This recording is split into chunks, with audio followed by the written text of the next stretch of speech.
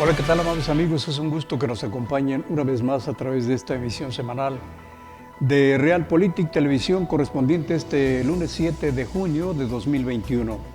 Este es un resumen informativo semanal de análisis y opinión sobre los principales acontecimientos que se han presentado los últimos días. Gracias por acompañarnos. Bien, pues desaparece en Oaxaca el Instituto de Acceso a la Información, probable atentado contra la democracia, opinan. Combate frontal contra la corrupción política exterior del gobierno de los Estados Unidos, el plan incluye a México. Opinan que hay negocios ilícitos en el Instituto del Patrimonio Cultural de Oaxaca y tráfico de influencias en el Sindicato de Salud. Por fin finalizó el proceso electoral más sangriento, Oaxaca en segundo lugar. Se reabren las investigaciones en contra del general Cienfuegos. Estos y otros temas de sumo interés informativo y de opinión aquí en Realpolitik Televisión Oaxaca, además de nuestra sección Los grandes sucesos habidos detrás del séptimo arte. Gracias una vez más por acompañarnos.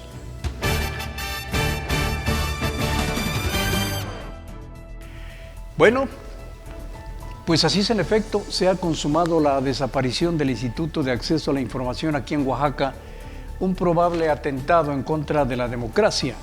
Una información de Pedro Matías. Con la publicación del decreto que reforma el artículo 114 de la Constitución en el periódico oficial del Gobierno del Estado de Oaxaca, se consumó la desaparición del Instituto de Acceso a la Información Pública y Protección de Datos Personales de Oaxaca, así como el Consejo de Participación Ciudadana del Sistema Estatal Anticorrupción, pese a que el Instituto Nacional de Transparencia, el INAI, ha advertido que las recientes modificaciones que aprobó el Congreso de Oaxaca al artículo 114 de la Constitución local podrían atentar contra la democracia e implicar violaciones a los derechos humanos. Lo anterior fue publicado el pasado miércoles en el Diario Oficial del Estado. Con la desaparición de esta instancia se da paso a otro organismo denominado Órgano Garante de Transparencia, Protección de Datos Personales y Buen Gobierno, con el objeto de que responda de manera efectiva a la demanda ciudadana para acceder a la información que es de interés público. En el citado decreto se precisa que es un órgano autónomo, especializado, independiente, imparcial y colegiado, con personalidad jurídica y patrimonio propio, con plena autonomía técnica de gestión, capacidad para decidir sobre el ejercicio de su presupuesto y determinar su organización interna. Aunque por otra parte el presidente de la Junta de Coordinación Política, Freddy Delfín Alvar Avendaño, aclaró que en realidad, con las modificaciones al artículo 114 de la Constitución local, no desaparece el Instituto de Información Pública de Oaxaca, sino que la forma para garantizar el combate frontal a la corrupción. Bueno, se asegura en el Congreso Estatal, pero vaya usted a saber cuáles serán los resultados, cuando en estos casos se requiere de conceptos y opiniones de personalidades muy especializadas en la información pública e investigación periodística en la claridad de las acciones gubernamentales. Pero bueno, así están las cosas.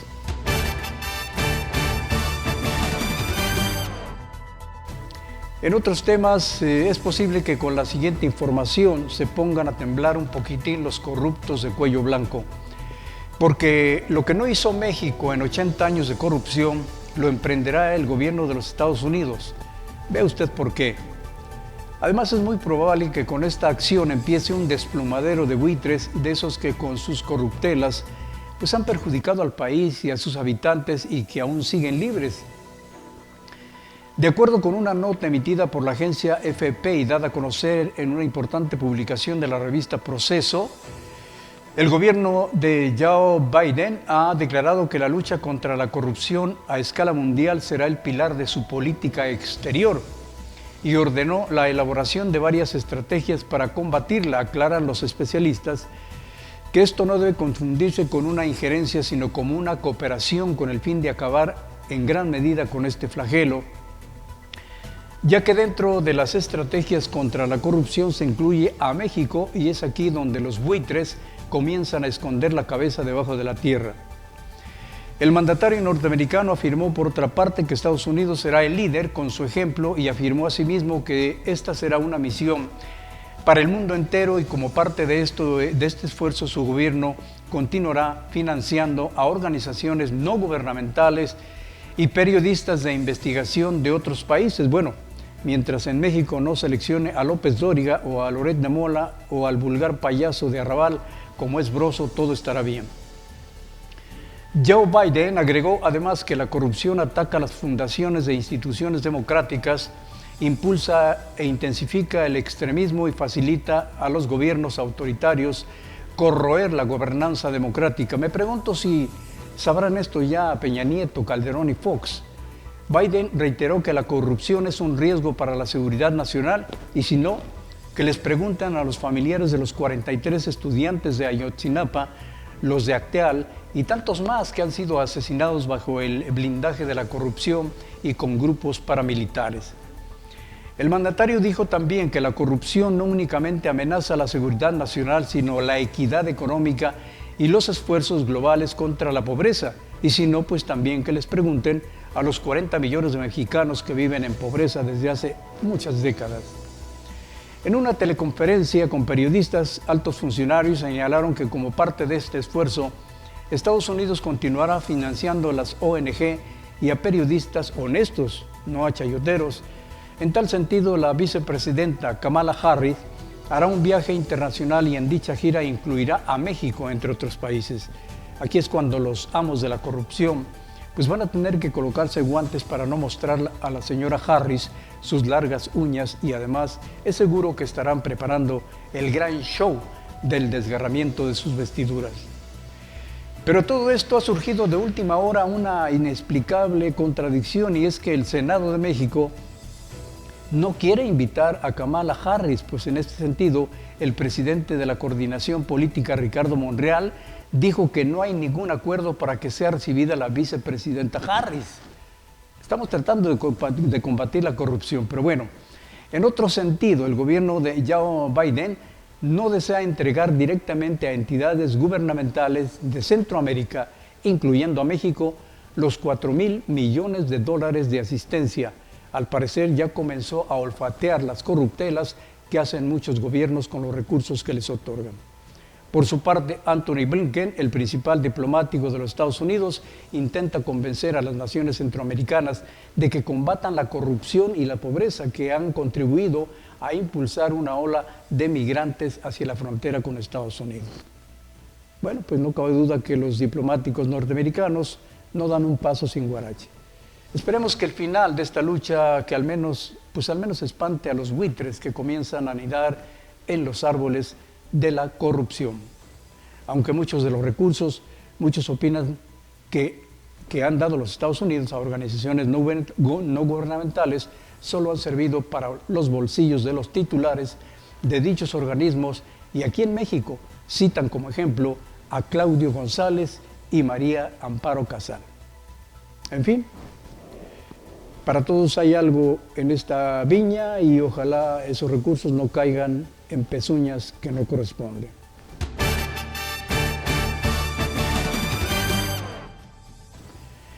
En otros temas, algunas personalidades han insistido en ventilar dos acciones de corrupción que el gobierno del Estado no debe seguir tolerando.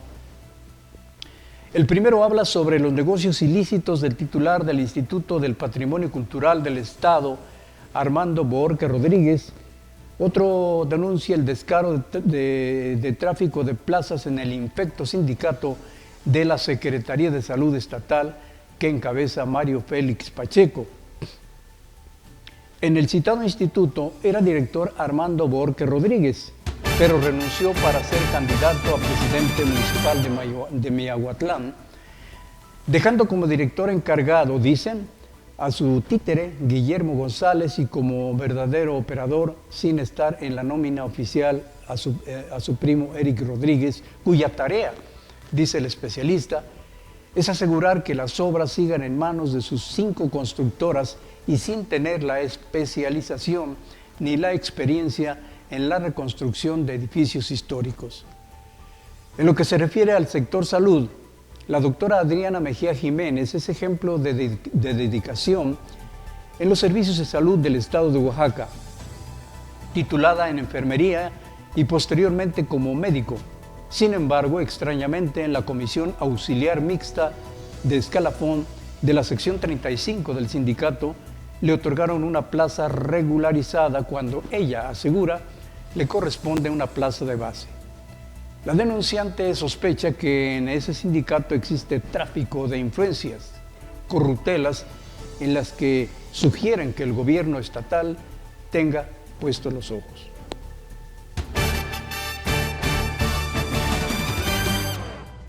Bueno, pues finalmente ha concluido el proceso electoral 2021, uno de los eventos democráticos más sangrientos en la historia de nuestro país, con 90 asesinatos entre candidatos y políticos. Otros contabilizan muchos más. Todo ello en una férrea lucha y febril fanatismo partidista. Este certamen, en donde todos los candidatos se decían ganadores, prevaleció el miedo, las amenazas, los secuestros frustrados. Sin duda alguna servirá como una de las experiencias más amargas para los contendientes, incluso con la factura más sangrienta de lo que pudiera arrojar una emboscada del crimen organizado. Un evento democrático en donde estaban en juego 20,000 cargos de elección popular, cuyo alto costo ya es justo que lo valoren y lo tomen en cuenta los demagogos proselitistas y dejen de estarse mentando la madre unos y otros con descalificaciones degradantes que nada beneficiaron a los ciudadanos. Certamen que por añadidura hubo también numerosas descalificaciones a candidatos contendientes por parte del INE, que comanda el generalísimo don Lencho Córdoba Vianello, personaje que dejó entrever su clara parcialidad y su favoritismo partidista en la toma de sus decisiones.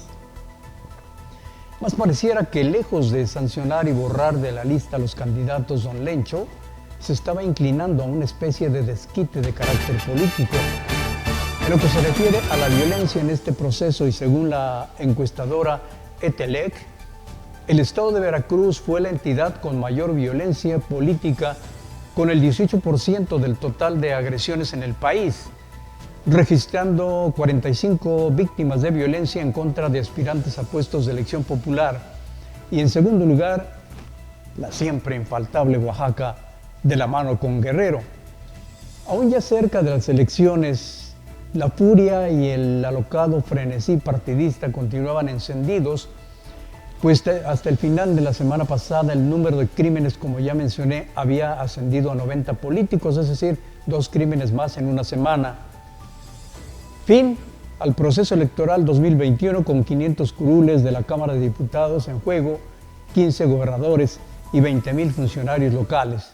Solo falta el conteo final y definitivo, que esperemos no termine con violencia. Bueno, y después del niño ahogado, tratar de tapar el pozo, lejos de haber brindado una verdadera protección a los candidatos contendientes que fueron asesinados en plena campaña. El INE de Lencho Córdoba les hizo el favor de guardar un minuto de silencio en su memoria. Lo anterior se llevó a cabo durante la sesión extraordinaria del Consejo General del INE. Fue Ángel Clemente Ávila Romero, del PRD, quien sugirió guardar un minuto de silencio en homenaje a las víctimas mortales que fueron masacradas durante el proceso electoral.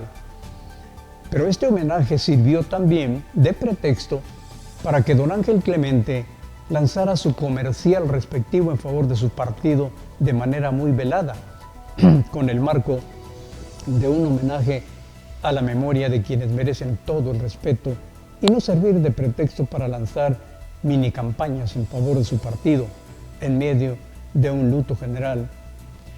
Pero así están las cosas.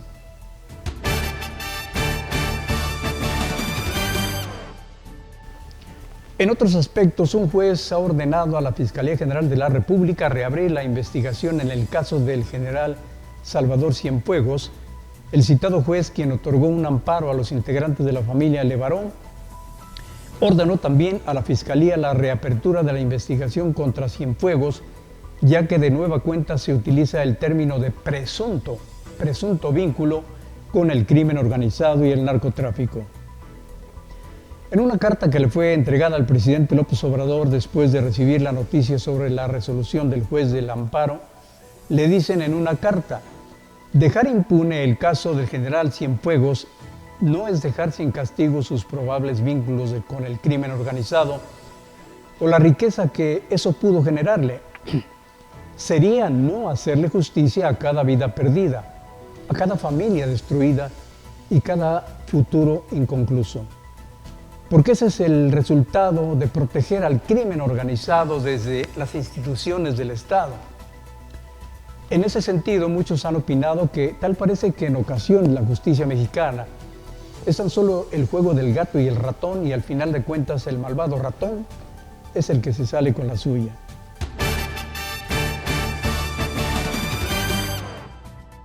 Bueno, pues veamos ahora uno más de los hechos que han acontecido detrás del séptimo arte. Junto con la muerte, rápidamente se esfuman también la fama y la fortuna, los bienes materiales, incluyendo las amistades, y lo que es peor, a veces surge asimismo la traición. Este fue el caso del ídolo de Guamúchil, Pedro Infante, cuya herencia y fortuna quedó reducida a cenizas a causa de la traición y la deshonestidad. Pedro había dejado 20 millones de pesos de aquella época, pero nadie supo en dónde se encontraban gracias a los manipuleos de su apoderado Antonio Matuc, quien le llevaba abiertamente todo. Ni los documentos de sus propiedades, ni las acciones que tenía en la productora de películas Matuc, ni las de la empresa aeronáutica TAMSA, todo aquello quedó en las manos mágicas del señor Matuc. A doña Refugio, madre del actor, le suspendió de manera inhumana y en su totalidad la pensión, y cero para la familia Infante. Otro de los traidores lo fue el señor Ruperto Prado, a quien Pedro le compró la casa en Mérida y quien mañosamente, después de la muerte del ídolo, dijo que éste no le había dado ni un centavo cuando casi la había liquidado en su totalidad. Solo por mencionar uno de los inmuebles del actor y su lujo,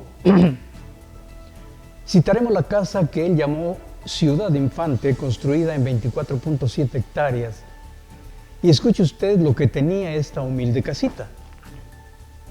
Una capilla de la Virgen de Guadalupe a todo lujo, peluquería, gimnasio, piscina, salón de fiestas, bar, boliche, billar, sala de cine, fuente de sodas, carpintería, jardines y caballeriza, además de un simulador de vuelo, todo con la tecnología más avanzada de su tiempo.